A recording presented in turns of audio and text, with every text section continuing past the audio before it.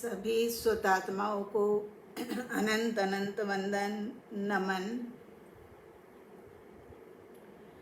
जे स्वरूप समझा विना पाम्यो दुख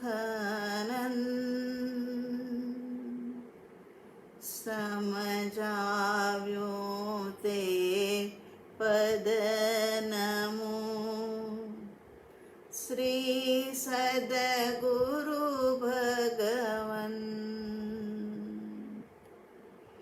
देव गुरु की आज्ञा लेकर के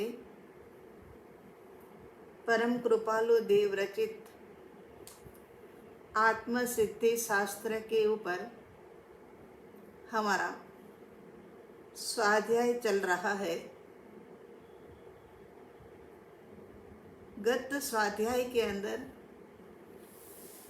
हमने 124वीं गाथा शिष्य के लिए अत्यंत आह्लादक भाव लाने वाली गाथा,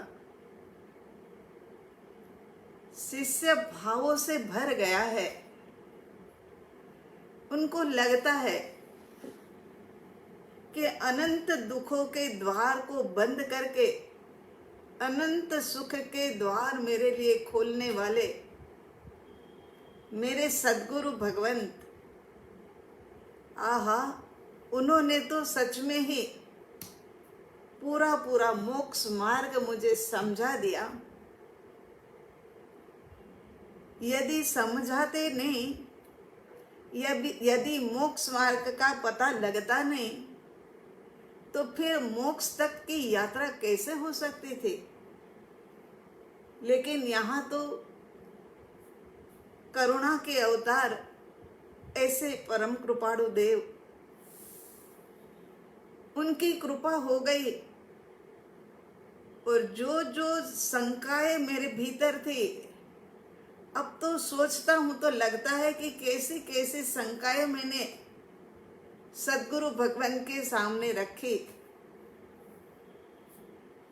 मैं अपने आप के स्वयं की सत्ता को ही मानने के लिए तैयार नहीं था। आत्मा है, ये बड़ी मुश्किल से समझ के अंदर में बिठाया सद्गुरु भगवंत ने, तो आगे नित्य तो कैसे हो सकता है। देह जाता है, देह के साथ ही विनाश हो जाता है आत्मा का भी।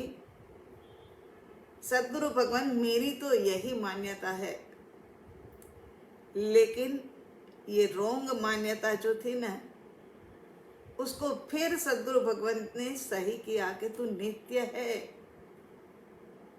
ऐसे करते करते मोक्ष और मोक्ष का उपाय तक सद्गुरु भगवंत उनको लेकर के आ गए। 124 नंबर की गाथा में अंतिम क्षणों के अंदर में हमने क्या सुना था कि जिनकी दिव्य वाणी जन्म जरा मरण से परले पार ले जाने वाली और सहजानंद स्वरूप के अंदर में स्थिर कर देने वाली,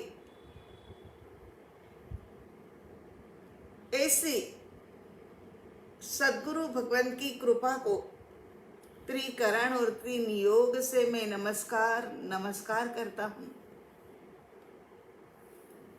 अहो अहो श्री सद्गुरु। जब बहुत ज्यादा भीतर में खुशी हो जाती है ना, तब है ना शब्द भी रुक जाते हैं, शब्द भीतर से निकलते ही नहीं है। तब वो केवल इतना ही बोल करके पहली गाथा, मतलब 124 नंबर की गाथा में इतना ही कहते हैं कि अहो अहो श्री सद्गुरु। तो उसके बाद में अनंत दुख रूप संसार के पार करा करके अनंत सुख रूप मोक्ष का बोध कराने वाले सत्पुरुष को परम परम भक्ति से नमस्कार करता हूँ।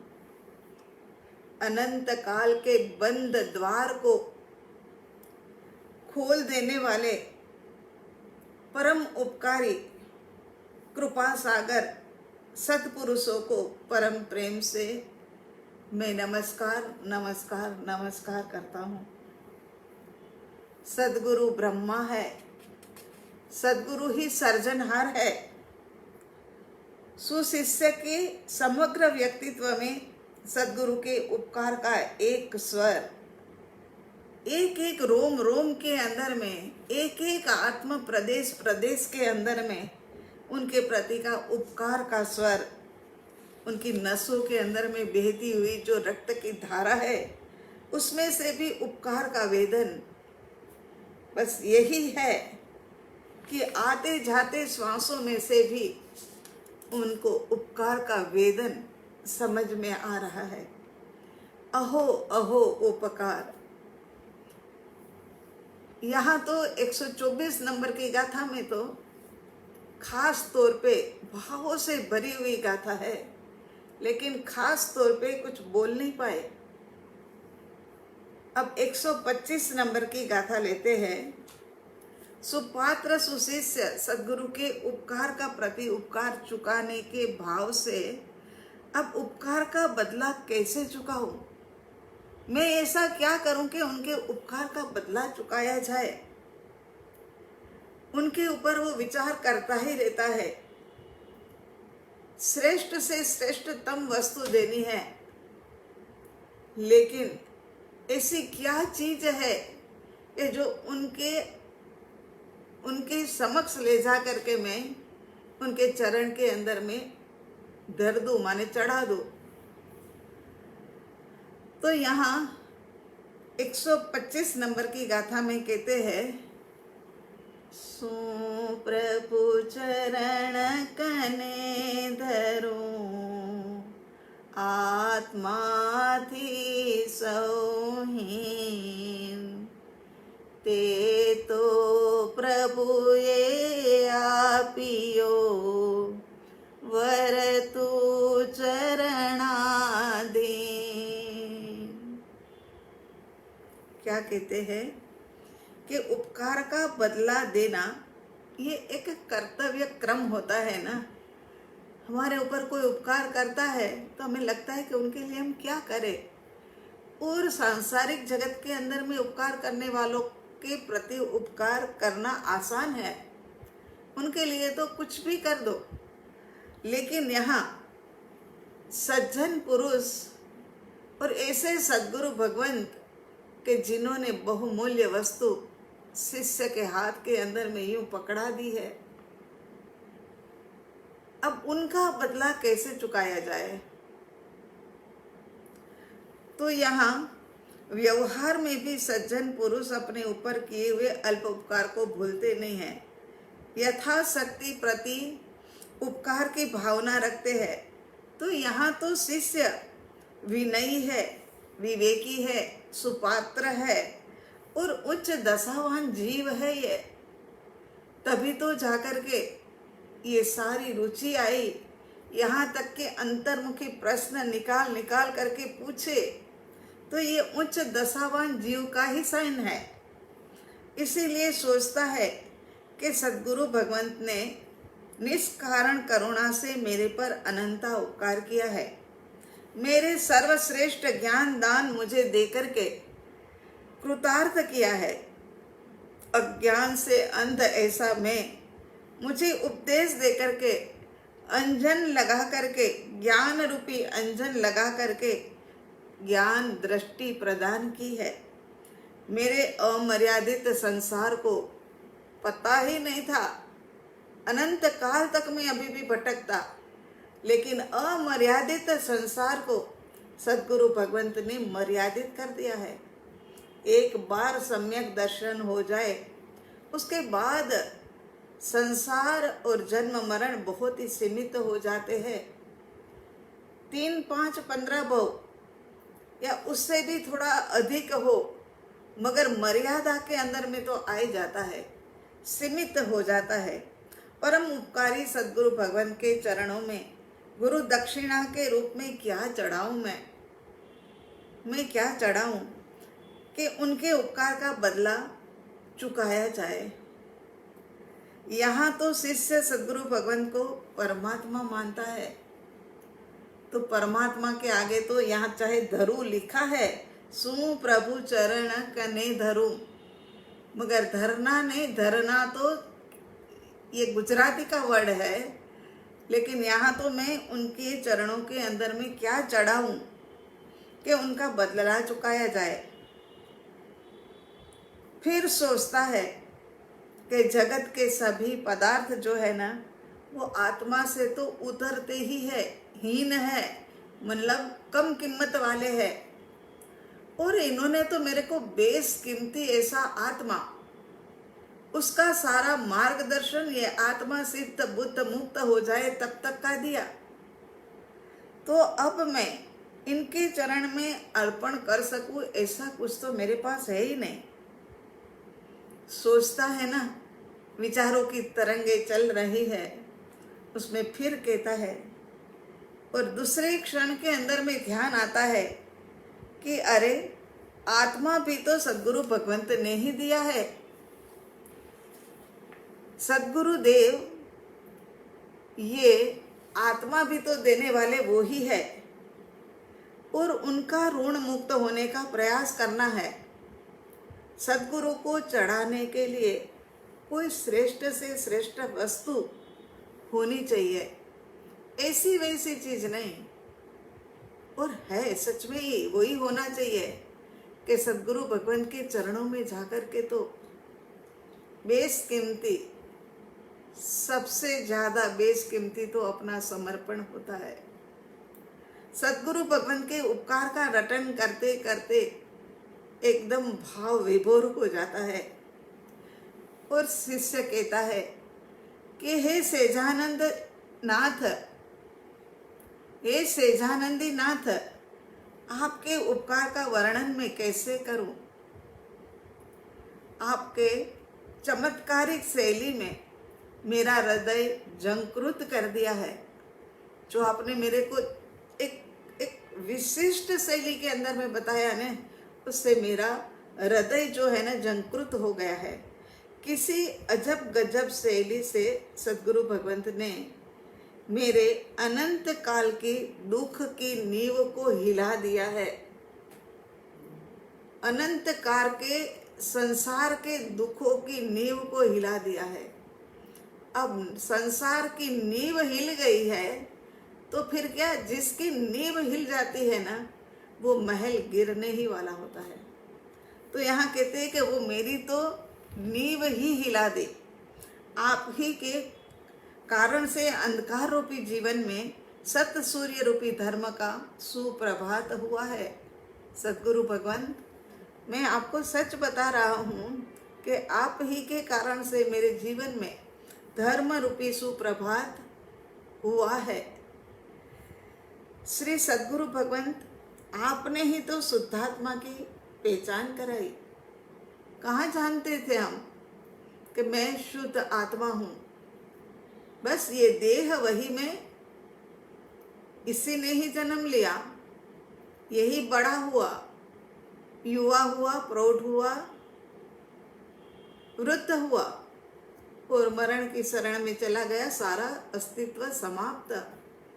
लेकिन सद्गुरु भगवान कहते हैं नहीं, जो खत्म होने वाला है ना, वो तो पंच तत्व से बना हुआ जो ये देह है ना, वो खत्म होता है। और ये देह आत्मा दोनों का जो वियोग हो जाता है ना, वो ही तो मृत्यु है। आत्मा चली गई और देह पड़ा रहा, और आत्मा ने अन्य स्थान पर गमन करके जन्म भी धारण कर लिया। तो स्वरूप आपने ही समझाया, पहचान भी आपने ही कराई। तो यहाँ पर क्या कहते हैं कि सद्गुरु भगवंत आपने ही तो मेरे को कहा कि तू तो शुद्ध चैतन्य आत्मा है, असहयोगी पदार्थ है, निरपेक्ष वस्तु है, तू स्वयं में ही चैतन्य परमात्मा है। ये सब बातें जो है ना सद्गुरु भगवंत आपने ही बताई। मेरे में कहाँ इतनी समझ थी। मैं तो ये देह को ही संभालने के अंदर में लगा हुआ था, आत्मा की संभाल का तो कोई कारण ही नहीं था, क्योंकि मान्यता में बैठा ही नहीं था ये। तो अब कहते हैं कि सब कुछ आपने मेरे बंद आंखों को खोला है, मुझे दृष्टि भी प्रदान की है, तो क्या प्रभु चरण कने धरूं। इस उलझन को सुलझाते हुए समझदार शिष्य वर्तु चरणाधीन। अब उनको कुछ मिला कि वर्तु चरणाधीन। अभी तो पहली ही चीज मिली है, अभी तो आगे और क्या क्या दे रहा है देखना। कि फिर ऐसा कर लेता हूं मैं कि सद्गुरु भगवान के चरणों के अधीन होकर के वर्तता हूं, उसका निर्णय करता है। वैसे तो सद्गुरु भगवान को किंचित मात्र भी बदले की इच्छा नहीं होती है, तो वो सद्गुरु भगवंत रहे ही नहीं। यदि बदले की इच्छा हो तब तो आगे क्या कहते हैं कि जीव अनादि काल से दुखी था, अब आत्म समाधि प्रकट करने होने से समाधि सुख की दशा यहाँ पर प्राप्त हुई। तमाम दुखों का, सभी दुखों का अंत आने से क्या प्रकट हुआ? परमानंदमय दशा प्रकट हो गई है। सभी प्रकार के भय का अंत हो गया है। अब तो मैं निर्भय हो गया हूं। भय जो होते हैं वो 7 प्रकार के होते हैं।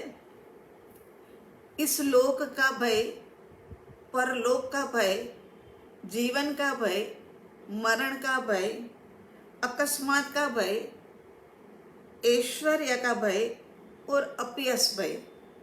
ये 7 प्रकार के भय होते हैं। जीव उसी में ही जीता रहता है। उसे हर समय ये लगता रहता है कि इस लोक के अंदर में कहीं है ना, मेरा वर्तमान में जैसा है उससे कहीं नीचा ना हो जाए, कहीं मुझे कोई लूट ना लेवे, कहीं मुझे कुछ कर ना लेवे। ऐसी बातों के अंदर में कहीं परिवार में कुछ हो ना जाए, परिवार की कोई व्यक्ति चली ना जाए, ऐसे इस लोक की चिंता।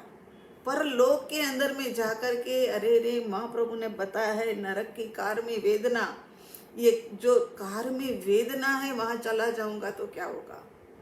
अरे ये छिपकली और चूहा और बिल्ली और कीड़ा और मकोड़ा बन जाऊंगा तो क्या होगा। ये सब भय उनको सताते रहते हैं। आगे कहते जीवन का भय, भाई मेरा जीवन बना रहे, कहीं कोरोना लग जाए और उसके अंदर में समाप्त ना हो जाऊं। ये मरण का भय। इस प्रकार से 7 प्रकार का भय। अकस्मात का भय होता है कि कहीं जा रहे तो कहीं कुछ हो ना जाए गड़बड़। ऐश्वर्य का कि कहीं मेरा ऐश्वर्य कम ना हो जाए। अपयश, मुझे कहीं कोई अपमानित ना कर देवे। इतना काम करने के पश्चात भी मुझे यश की बजाय अपयश कहीं ना मिले, तो इस प्रकार के भय से त्रस्त था। अनंत प्रकार के भय में ये 7 तो प्रमुख है, मगर उसी के अंदर में अनंत आ जाते हैं। ऐसे भय से मैं त्रस्त था। लेकिन अब पता लग गया कि जो जैसा होनहार है ऐसा ही होना है।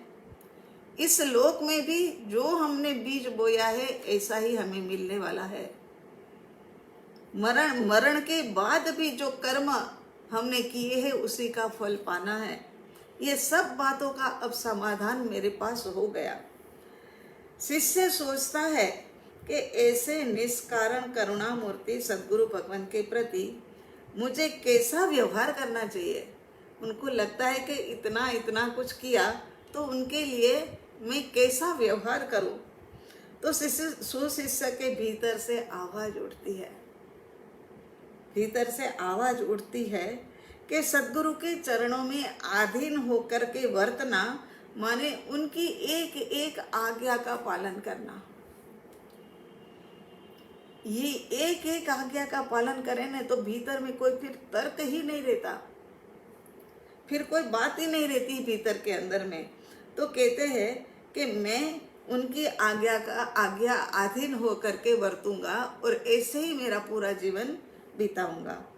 उनके चरणों के अंदर में आज्ञांकितपने वर्तन करने में ही जीव का परम कल्याण है।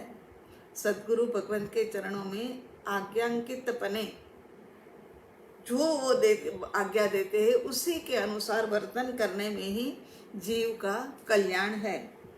सदगुरु के उपदेश के बल पर कैसी भी विषम परिस्थिति आ जाए, अब तो उनके पास बल है। क्या चीज का बल है? सदगुरु भगवंत ने जो उपदेश दिया है ना, वो उपदेश का बल है उनके पास। अब उनको कहीं कोई डर नहीं है। जो जैसा होना है हो करके रहेगा, उसमें मैं मिन मेख नहीं कर सकने वाला हूँ। तो यहाँ उनके उपदेश के बल से चाहे कैसी भी विषम परिस्थिति आ जाए तो भी हिम्मत से मैं जजुमता रहूँगा।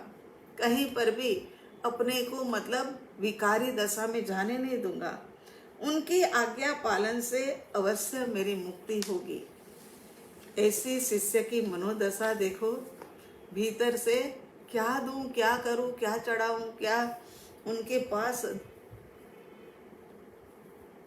तो वही समय पर कहते हैं कि भाई मैं आज्ञाधीन होकर के मैं स्वयं मतलब उनको अर्पित हो जाता हूँ। शिष्य की मनोदशा में से निकलते हुए भाव, एक एक भाव। हे परम कृपालु सद्गुरु भगवंत, आपकी अनंती कृपा और अनुग्रह से यह दास आत्मा की बात श्रवण कर सका, वरना ऐसी बातें श्रवण करने को भी कहाँ से मिले।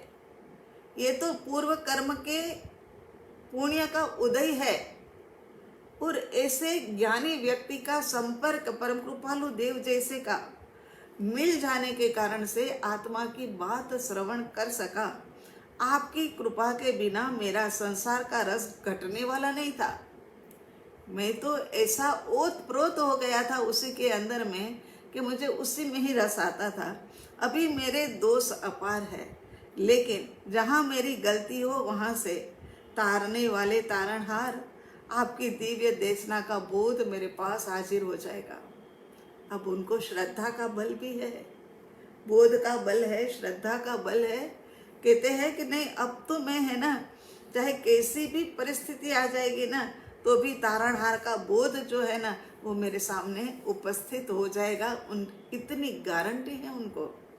ये आपके आशीर्वाद का कारण है। जो कुछ अयोग्य है वो मेरे ही मंद पुरुषार्थ के कारण है।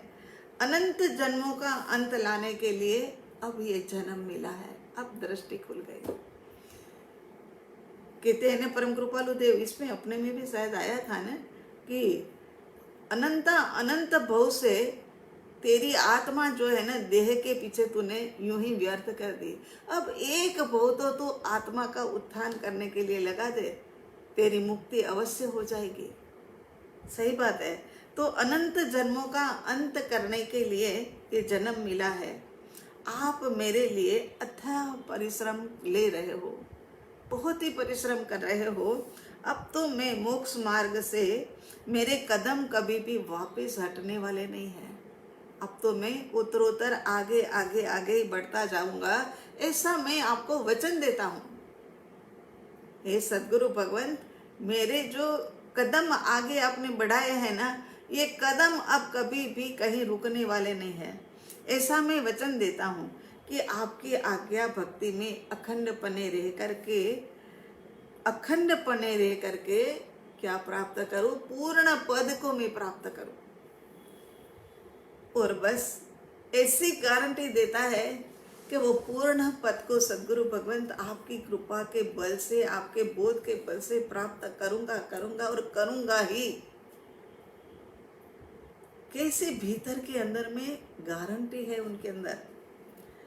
अब गाथा नंबर 126 के अंदर विनयवंत शिष्य सद्गुरु के चरणों में अपना सर्वस्व अर्पण करने के बाद आधीनता का स्वीकार करता है और कहता है, आदेहादि आज थी वर तो प्रभु आधीन, दास दास हूँ दास छूं आप प्रभु नो दीन। कह रहे हैं, परम कृपालु देव की उपदेश से आत्मा का एक अपूर्व भान आया है। ये तो है कि अगर पूर्व में ऐसा भान आया होता तो वर्तमान में ये दशा ही नहीं होती, लेकिन अपूर्व पहले ही बार ऐसा भान हुआ है। सद्गुरु का उपकार अमाप है। स्वरूप को समझे बिना मैंने अनंत दुख पाया, लेकिन संसार सागर से समुद्र किनारे पर आकर के आपकी अनंत कृपा का फल मिल गया। क्या कह रहे हैं यहाँ पर कि स्व के स्वरूप को समझे बिना अनंत दुख पाया।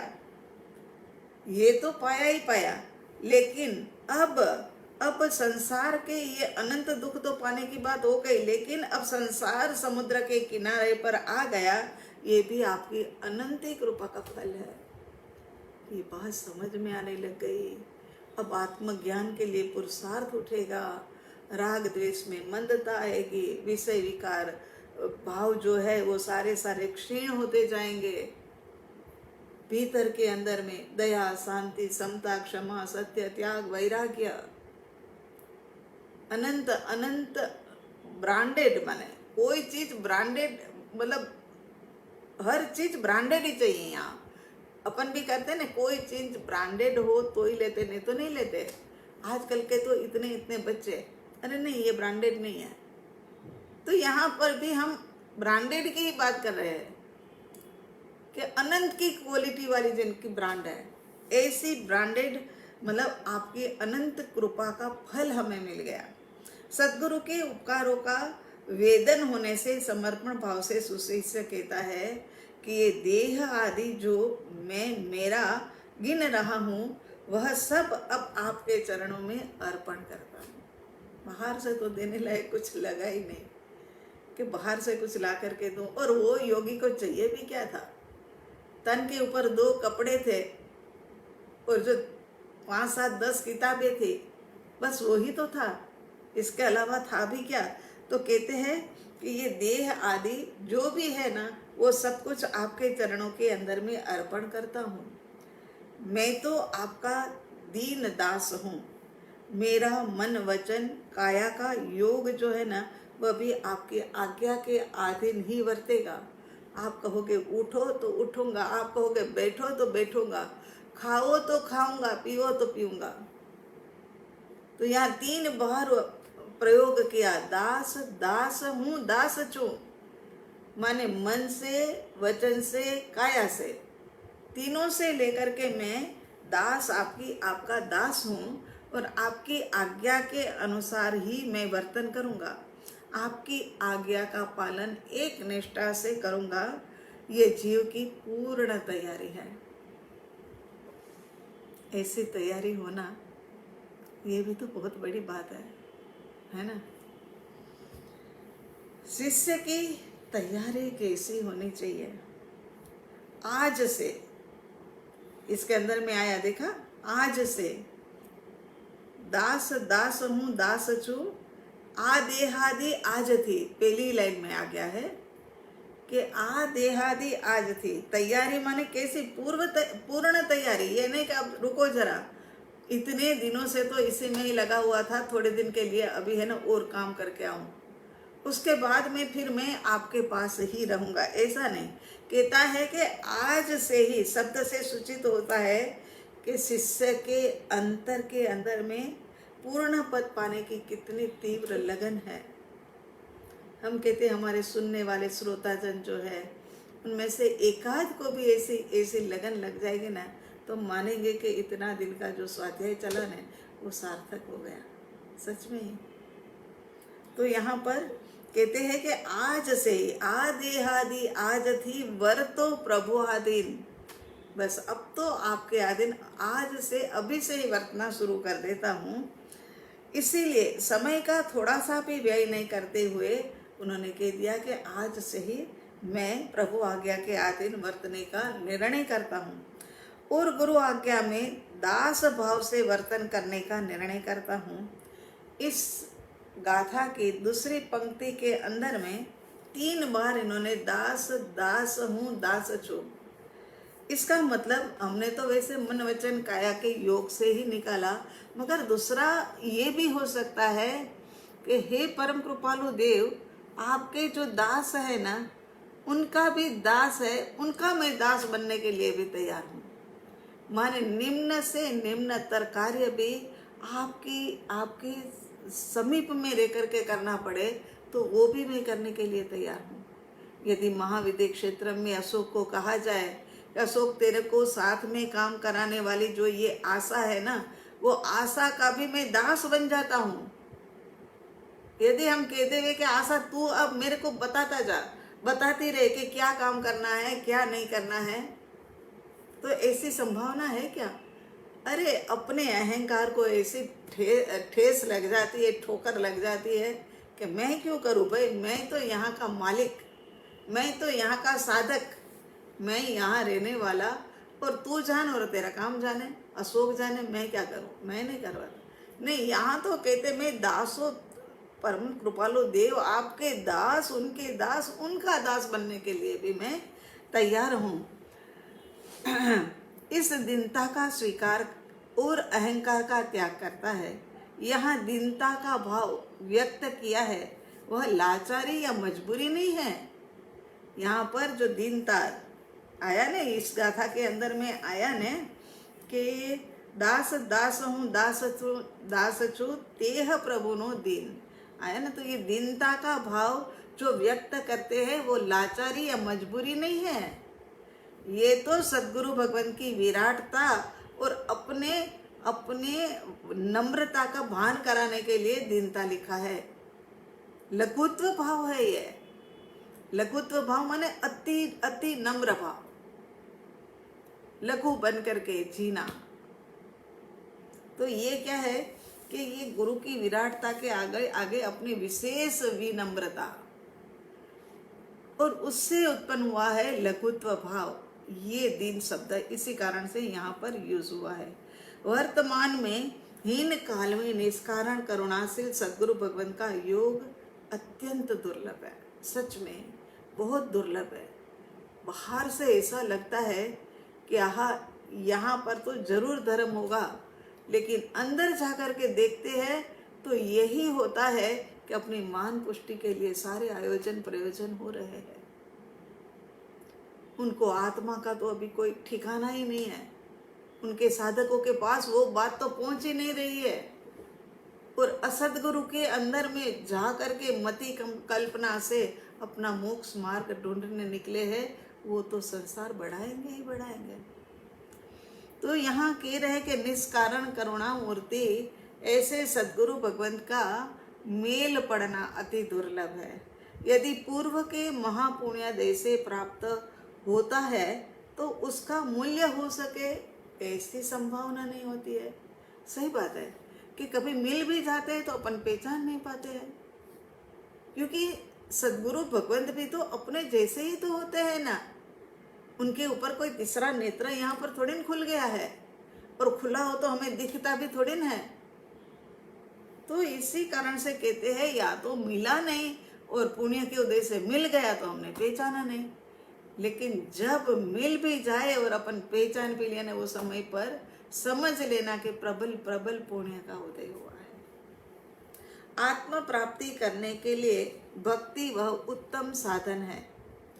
भक्ति माने भजन, संगीत, संध्या, ये सब कुछ नहीं, क्योंकि अब तो गुरु पूर्णिमा आने वाली है ना, इसी महीने के अंदर में है ना, जगह जगह पर तैयारियां शुरू हो गई है। गुरु पूर्णिमा में ऐसे करेंगे, गुरु पूर्णिमा में ऐसे करेंगे, 2 दिन का प्रोग्राम करेंगे, 3 दिन का करेंगे, 8 दिन का करेंगे, ऐसा ऐसा मतलब हर जगह पर सुनने में आ रहा है। तो यहाँ पर भक्ति माने सत्पुरुष के दिव्य वचन स्वरूप की पहचान। भक्ति क्या है? भक्ति माने भजन नहीं, भक्ति माने सत्पुरुष के दिव्य स्वरूप की पहचान। भक्ति माने हृदय से सच्ची प्रीति। भक्ति माने प्रशस्त राग युक्त भाव उर्मियों का उछलना। ये भक्ति है। मैं मेरे सद्गुरु भगवान के लिए क्या करूं, कैसे करूं, उनको क्या अर्पण करूं, उनको उनको क्या चीज से अधिक खुशी मिलेगी, ये सारी भक्ति के अंदर में आता है। भक्ति माने संपूर्ण समर्पण से प्रभु आत्मा का मिलन, यही भक्ति है। परम कृपालु देव 201 नंबर के पत्रांक के अंदर में लिखते हैं, बार बार अलग अलग तरह से मनन करते हुए हमारा दृढ़ निर्णय है कि भक्ति मार्ग जो है वो सर्वोपरि है। समर्पण करके बैठ जाओ। दास दास हूँ, दास छो आप प्रभु नो दिन। बस एक बार यदि समर्पण हो जाए ना, तो सारी जिम्मेदारी अपने आप से उतर जाती है। तो यहाँ कहते हैं कि हमारा दृढ़ निर्णय हुआ है कि भक्ति मार्ग जो है ना वो सर्वोपरि है, और वो सत्पुरुष के चरण कमल में रहकर के तो क्षण भर के अंदर में मोक्ष करा दे, ऐसा यथार्थ मार्ग है समर्पण का मार्ग। और किसके प्रति समर्पणता? सद्गुरु भगवान के प्रति की समर्पणता का भाव, ये बात है यहाँ। और 380 नंबर के पत्रांक के अंदर में कहते हैं कि प्रभु भक्ति में जैसे हो वैसे तत्पर होना मोक्ष का एक धुरंधर मार्ग है, जो मुझे सही लगता है। यहाँ पत्रांक नंबर 37 में भी तो उन्होंने लिखा है ना, कि इस काल की अपेक्षा से मन वचन काया को आत्म भाव से सद्गुरु भगवान की गोद के अंदर में अर्पण कर देना, यही मोक्ष मार्ग है। ये तो हमने बहुत अच्छे से समझा सुना है, इसीलिए याद भी है। और मेरा ख्याल है हमने 9 जो वचनामृत लिखवाए थे उसके अंदर में भी है कि मन वचन का इस काल की अपेक्षा से मन वचन काया आत्म भाव से उनकी गोद के अंदर में अर्पण कर देना, यही मोक्ष मार्ग है। यहाँ प्रश्न होता है कि वैसे तो जिनेश्वर प्रणीत पवित्र जैन दर्शन में सम्यक दर्शन, सम्यक ज्ञान, सम्यक चारित्र उसी को मोक्ष मार्ग कहा है, जबकि यहाँ भक्ति को मोक्ष मार्ग कहा है। तो ये परस्पर विरोधाभास क्यों हो गया? क्योंकि आपको तो शायद नहीं हुआ होगा, मगर हमें हुआ, तो हमने ये भी लिख दिया। हमें लगा कि अरे अभी तो मन वचन काया के योगों से सम्यक ज्ञान, सम्यक दर्शन, सम्यक चारित्र वो सब प्राप्त करने योग्य है, योग से अयोग होने की क्रिया है। और ये कहाँ से आ गई भक्ति की बात? तो भक्ति शब्द के अंदर में 3 भाव अंतर्गत रहे हुए हैं, प्रेम, श्रद्धा और अर्पणता।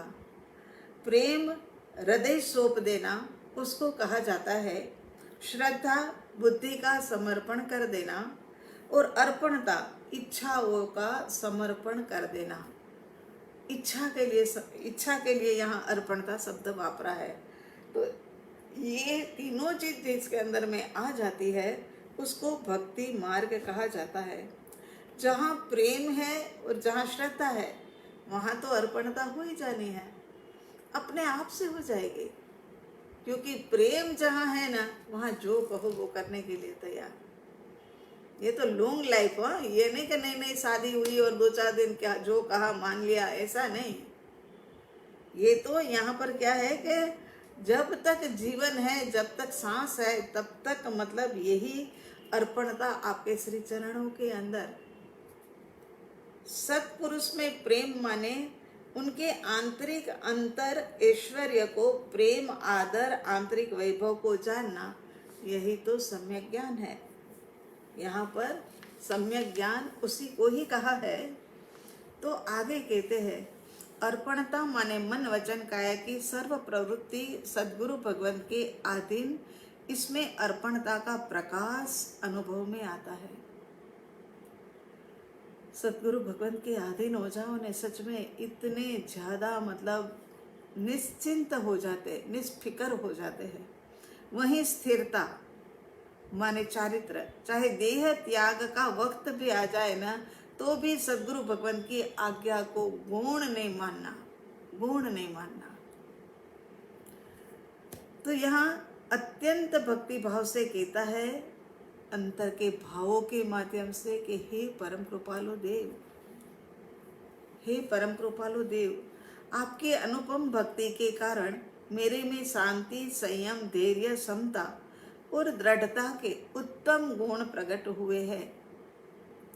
ऐसे उत्तम गुण जो है ना, वो सारे मेरे भीतर में प्रकट हुए हैं। हे प्रभु, अब ऐसा भाव तो रहता है कि गमे थे चाहे कैसे भी संयोगों में इस विषम संसार यात्रा का शीघ्रता से समापन करना है। हे करुणा सागर, आपके पावनकारी चरण कमल में मैं और मेरा सर्वस्व अर्पण करना है। कहता है कि अब तो सब कुछ आपके चरणों में अर्पण अर्पण अर्पण अर्पणता की ही बात आ रही है ना। तो कहते हैं कि सर्वस्व अर्पण, आपका अनन्य शरण का अंतर्मन के निर्मल भावों से दासत्व स्वीकार करता हूँ। वो तो कह ही दिया कि दास दास हूँ दास जो, आपके वचनामृत, मुद्रा और सत्य समागम का आश्रय लेकर के संसार परिभ्रमण का मूल कारण जो है ना, राग और द्वेष और अज्ञानता, उसका नाश करने के लिए मैं अब कटिबद्ध हो गया हूँ। अपन का पहले मतलब मंगलाचरण में बोलते थे ना, अहो श्री सतगुरु सके वचनामृतम जगहित करम। तो यहाँ कहते हैं कि सदगुरु भगवान के वचनामृत, मुद्रा, सत समागम के आश्रय, वो उनका आश्रय लेकर के संसार परिभ्रमण का मूल कारण जो राग, द्वेष और अज्ञानता है, उसका छेदन भेदन करना ही है, ऐसा दृढ़ निर्णय कर लिया है। इसके बाद 127 नंबर की गाथा, 127 नंबर की गाथा में शिष्य को अपना सब कुछ अर्पण करने के बाद भी सदगुरु भगवान का महान उपकार का स्मरण चित्त से खिसकता ही नहीं है। और खिसके भी कैसे, जिन्होंने इतना उपकार कर दिया, जिन्होंने ऐसे ऐसे दावा नल के अंदर में पड़ा हुआ था, वहां से लेकर के क्षीर समुद्र के अंदर में डाल दिया, उनका उपकार कैसे भुलाया जाए। अपार अद्भुत अलौकिक उपकार का बारंबार स्मरण होने से उनका हृदय अहोभाव से भर जाता है और छलक जाता है अहोभाव से। सदगुरु ने उनके ऊपर कैसा उपकार किया, उसके लिए ये अंतिम गाथा 127 नंबर की, 4 गाथाओं में कहा था ने कि जो उपकार किया है उसके बारे में भाव जो रखे थे वो 124, 125, 126, 127। तो ये 127 नंबर की गाथा। सट स्थानक समझावीने बिन बताव्यो आप, म्यान थकी तलवारवत ये उपकार अमाप। श्री सद्गुरु भगवंत ने सम्यक दर्शन के कारणभूत ऐसे 6 पद, जैसे कि आत्मा है, आत्मा नित्य है, आत्मा कर्म का करता है, आत्मा कर्म का भोगता भी है, मोक्ष है और मोक्ष का उपाय भी है, ये 6 बातें जो है वो उन्होंने बता करके सारी शंकाएं, छोटी मोटी जो शंकाएं थी ना, वो सारी निशेष कर दी। जैसे म्यान से तलवार अलग है, वैसे ही आत्मा शरीर से भिन्न है। ये भी आपके प्रश्न, एक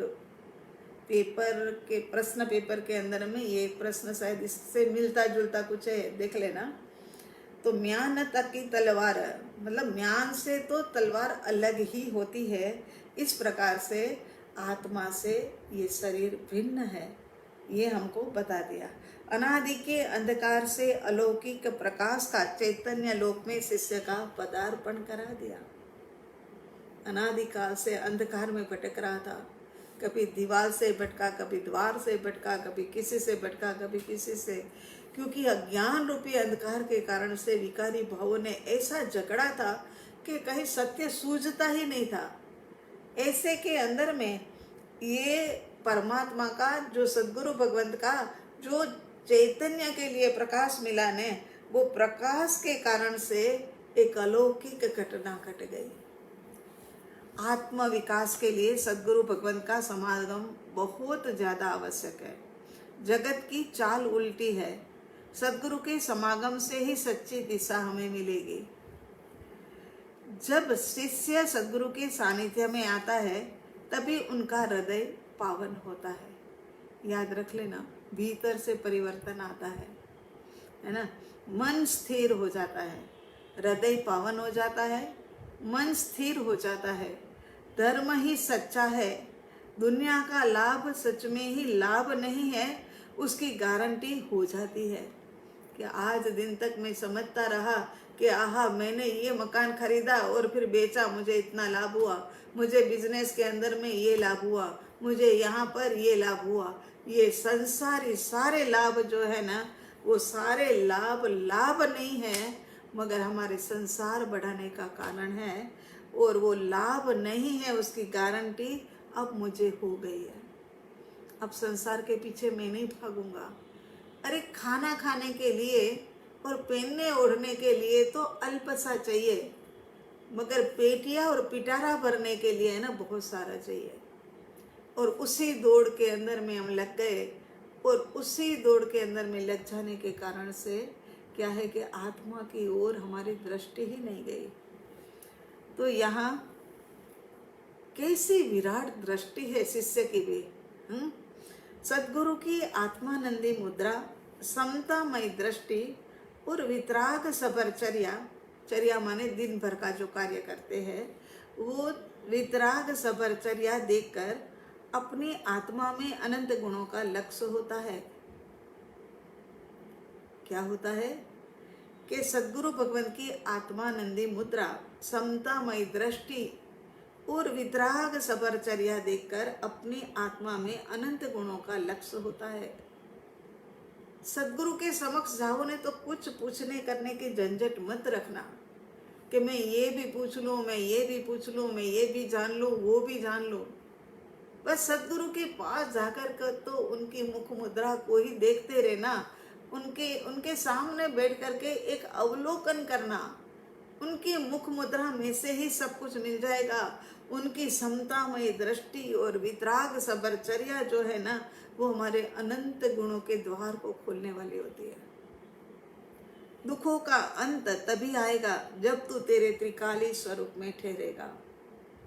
उस सद्गुरु के प्रति की जो दृष्टि है ना, वो ही हमें त्रिकाली ध्रुव में ठहराएंगे। धर्म की शुरुआत इस बोध की प्राप्ति में है।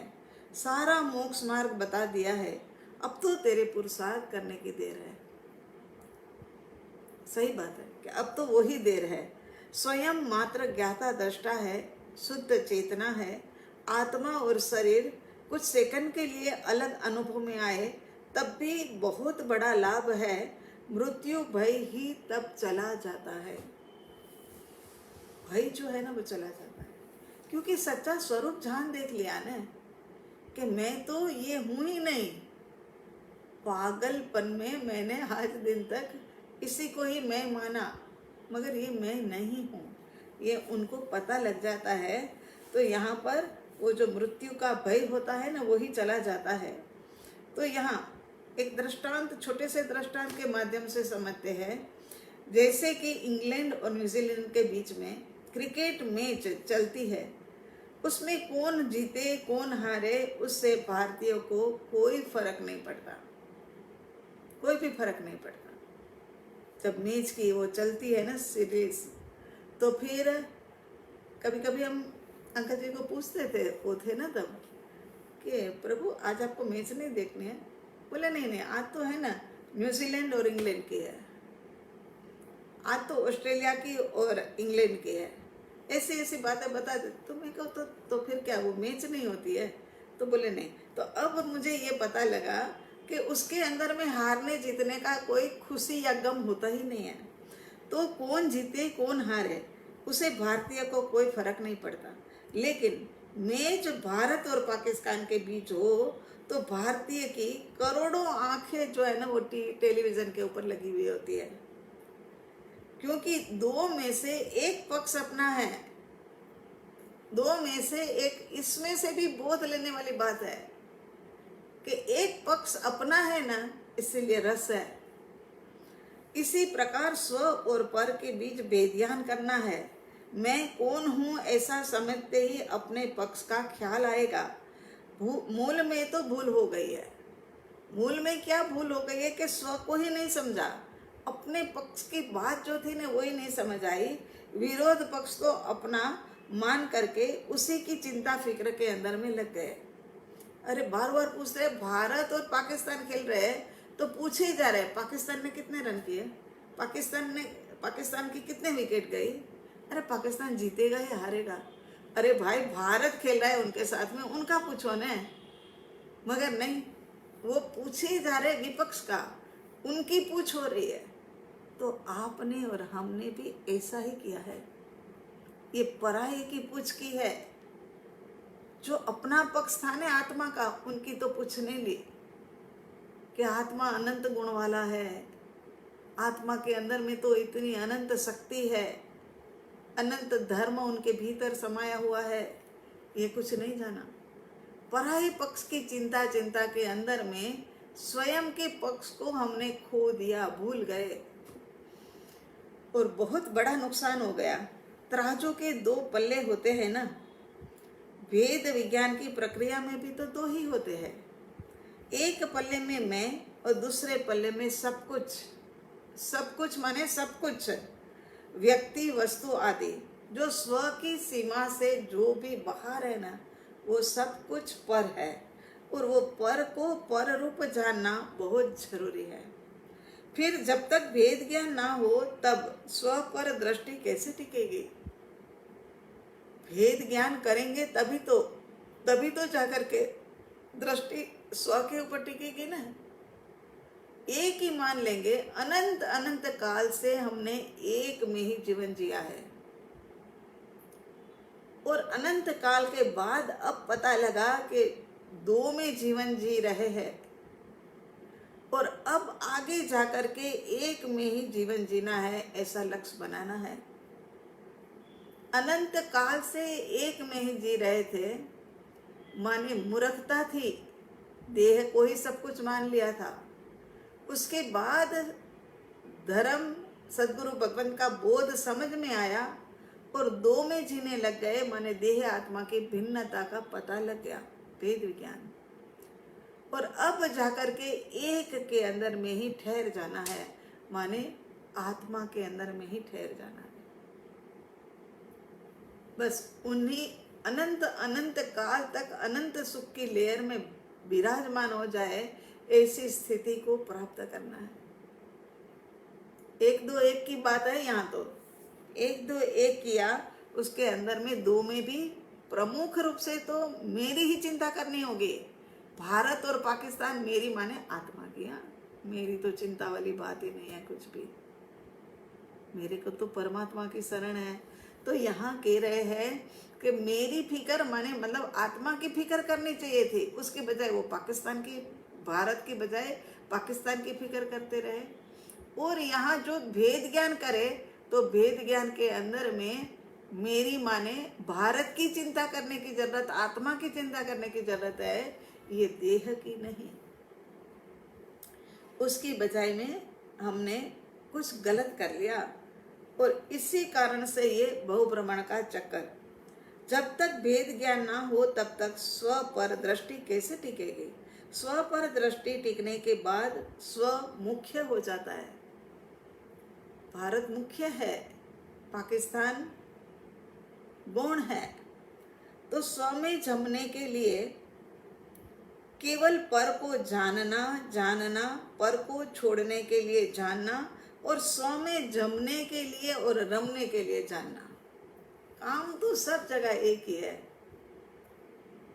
चाहे पाकिस्तान वाले फुटबॉल से खेले, चाहे यहाँ से इंडिया वाले खेले, मगर खेल का समान तो सारा एक समान ही है, कहीं कुछ अलग नहीं है। इसी प्रकार से यहाँ पर भी ऐसा ही हो रहा है। स्वरूप मुख्य हो जाएगा, फिर पर को जानना और पर को जानना ही काम होगा।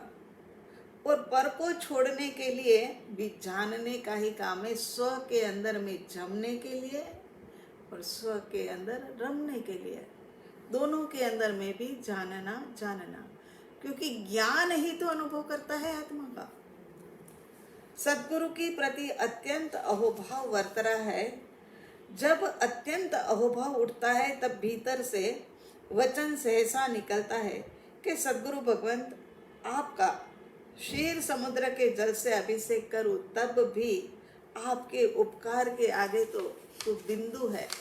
क्षीर समुद्र का जल माना हुआ जल मानते हैं, तो उनसे मैं आपके चरण को करूं, तब भी मतलब क्या है कि वो भी मेरे लिए तो बिंदु के बराबर है। कल्प वृक्ष के फल से आपका पूजन करूं, तब भी आत्मा के आगे तो सब कुछ तुच्छ है। क्षीर समुद्र का पानी हो या कल्प वृक्ष का फल हो, उससे मैं आपका पूजन करूं, आपके चरण के अंदर में चढ़ाऊं, तब भी जाकर के वो तुच्छ है। जब आत्मा के असंख्य प्रदेश में केवल ज्ञान के दीपक प्रज्वलित करके आपकी आरती उतारूंगा, तब जाके मुझे आनंद मिलेगा। जब आत्मा के असंख्य प्रदेश से अनंत अव्याबाद सुख सिंधु से मैं आपका अभिषेक करूंगा। कैसी उत्तम भावना, कैसी उत्कृष्ट भावना। आज सोचते जा रहे थे कि उत्कृष्ट से उत्कृष्ट क्या होता है। फिर गुरुदेव को सामने रखा, उनका प्रक्षाल करना है, उनके पैर धोना है। अब गुरु पूर्णिमा नजदीक आ रही है तो उनके पैर धोने के लिए क्षीर समुद्र का पानी कहाँ से मिले, मगर मैं वो लेकर के आऊं तो भी उनके उपकार के आगे तो ये भी मतलब एक बिंदु के समान है। कल्प वृक्ष का फल लेकर के उनके आगे चढ़ाए, तब भी वो तुच्छ है। अब कहता है कि अब मेरी दशा ऐसी हो जाए कि जब आत्मा के असंख्य प्रदेश के अंदर में केवल ज्ञान के दीपक प्रज्वलित हो जाए और उससे मैं, वो दीपक से मैं आपकी आरती उतारूं, तब जाकर के मुझे आनंद होगा। और ऐसा ही मैं करूंगा जब आत्मा के असंख्यात प्रदेश के अंदर में अनंत अव्याबाद सुख सिंधु से अभिषेक करूंगा, तब जाके मुझे सुख मिलेगा। जब मैं आत्मा के सर्व प्रदेश से सर्वथा मुक्त होकर के मुक्ति फल लेकर के आपके पास पूजन करूंगा, तब मेरा जीवन सफल है। आपका सर्व से सर्वथा मुक्त होकर के बस तब ही आपका यथार्थ पूजन मेरे से होगा। क्या क्षीर सागर का पानी, कल्प वृक्ष का फूल आरती करने के लिए केवल ज्ञान के में जब असंख्यात प्रदेश में दीपक जल जाते हैं, तब उनकी आरती अव्याबाद जब सुख मेरे को मिलेगा, अनंत अव्याबाद सुख मुझे जब मिलेगा, तब उसका ही मैं अभिषेक आपके सिर के ऊपर से करूंगा और सर्वथा मुक्त हो जाऊंगा। तब मुक्ति रूपी फल ला करके आपके चरणों में मैं चढ़ाऊंगा।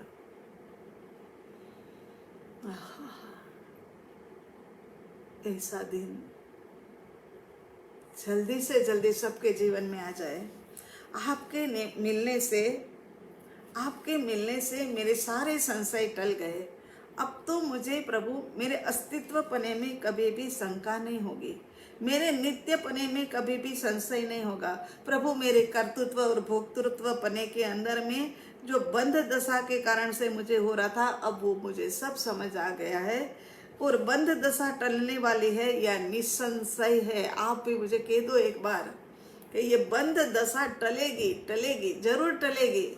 आपकी मेहनत हम अफल नहीं करेंगे, सफल करेंगे। तो यहाँ कहते हैं कि वो बंध दशा भी जो समझाई आपने, वो भी टलने के लिए ही समझाई और टलेगी, वो निसंशय है। पूर्ण ऐसा सुख धाम मोक्ष पद है, उसमें हमें लेस मात्र भी संदेह नहीं है। हे करुणा के अखुट भंडार, मोक्ष पद का सरल सर्वोत्तम उपाय बता करके आपने मुझे निसंकता प्रदान की है। अब कोई शंका नहीं, सम्यक्त्व होता है ना, तब 8 गुण प्रकट होते हैं। ये निसंकता, निकांक्षितता, वात्सल्य, ये सब 8 प्रकार के गुण प्रकट होते हैं। निर्भय बना करके निसंगता के मार्ग के ऊपर आपने चढ़ा दिया है। एकला चलो रे, एकला चलो रे। ये आपका अनंत अनंत उपकार है। आपने मुझे बताया कि जो सर्व अवस्था में प्रकट चैतन्य ही है वही तो सर्वोपरि है, मगर मेरे जैसे बुद्धू के दिमाग में नहीं घुस रहा था, मगर आपने उसको सरल करके समझा दिया।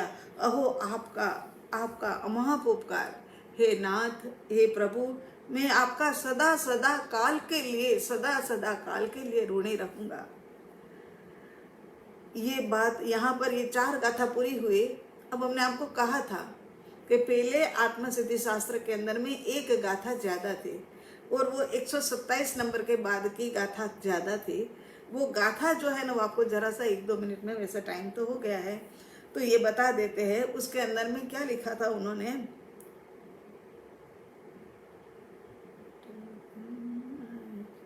श्री सौभाग्य श्री अचल आदि मुमुक्षु काज तथा भव्य हित कारणे कहा बोध सुख साज।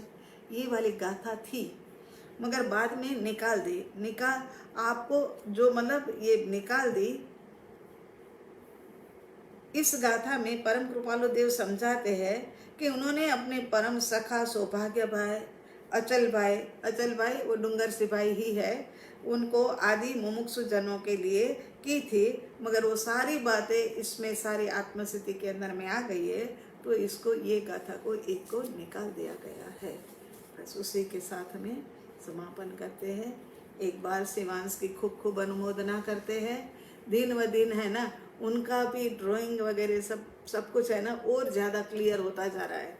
एक ड्राइंग देख करके भी मतलब समझ में बात आ जाती है कि ये क्या गाथा के अंदर में क्या क्या कहना चाहते हैं।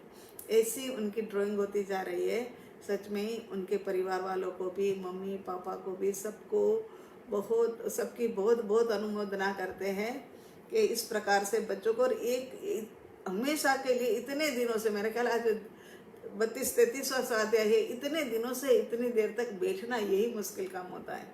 बच्चे कितने चंचल होते हैं, यहाँ भागो वहाँ भागो, मगर ऐसा नहीं, शांति से बैठ कर के करता है।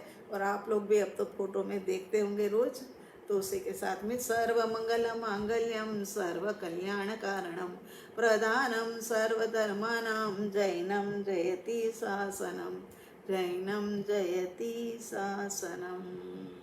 शांति शांति शांति। 84 लाख जीवायोनि के जीवों के प्रति हमने अविनय या साधना भक्ति अपराध किया है, उनकी आत्मा को दुखाया है। अज्ञानता थी, आत्मा को जानते मानते नहीं थे, वो परमात्मा स्वरूप थे, वो भी हमें समझ नहीं थे, इस कारण से दुख पहुंचाया। तो प्रभु आपकी साक्षी से उन सभी जीवों से क्षमा याचना करते हैं। सबका मंगल हो, सबका कल्याण हो, सबका भला हो, सबको शांति मिले, इसी मंगल भावना के साथ ओम हरि।